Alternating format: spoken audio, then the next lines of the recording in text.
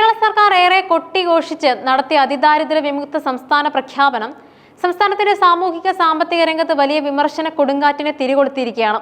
രാജ്യത്തെ മുൻനിര സാമ്പത്തിക വിദഗ്ധരും പ്രൊഫസർമാരും ഉൾപ്പെടെയുള്ളവർ സർക്കാരിന്റെ കണക്കുകളുടെ ആധികാരികതയും രീതിശാസ്ത്രത്തെയും ചോദ്യം ചെയ്തുകൊണ്ട് രംഗത്തെത്തിയിരിക്കുന്നു.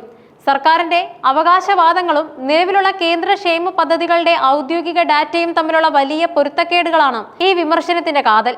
കേരള സർക്കാർ നടപ്പാക്കിയ അതിദാരിദ്ര്യ നിർമ്മാർജ്ജന പദ്ധതി വഴി 64,006 കുടുംബങ്ങളെയാണ് അതിദരിദ്രർ എന്ന ഗണത്തിൽ ഉൾപ്പെടുത്തി സഹായം നൽകിയത്. തുടർന്ന് ഈ കുടുംബങ്ങളെ അതിദാരിദ്ര്യത്തിൽ നിന്ന് മോചിപ്പിച്ചുവെന്നാണ് സർക്കാരിന്റെ പ്രഖ്യാപനം. എന്നാൽ അതിദാരിദ്ര്യത്തെ നിർവചിക്കുന്നതിൽ സർക്കാർ അഗതിത്വം എന്ന അവസ്ഥയിലേക്ക് ചുരുക്കിയെന്നാണ് സാമ്പത്തിക വിദഗ്ധരുടെ പ്രധാന ആരോപണം.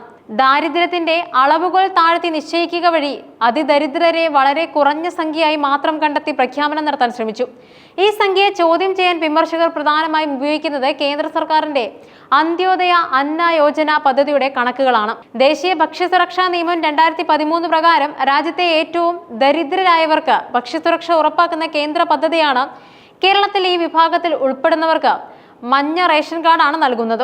സംസ്ഥാനത്ത് ഏകദേശം 5.92 ലക്ഷം കുടുംബങ്ങൾ ഈ അതിദരിദ്ര വിഭാഗത്തിൽ ഉൾപ്പെടുന്നുണ്ട്. കേന്ദ്ര മാനദണ്ഡങ്ങൾ അനുസരിച്ച് ദാരിദ്ര്യത്തിന്റെ ഏറ്റവും ഉയർന്ന അവസ്ഥയിൽ കഴിയുന്നവരാണ് ഈ വിഭാഗം. 64,006 കുടുംബങ്ങളാണ് അത്തരത്തിലുള്ളത്.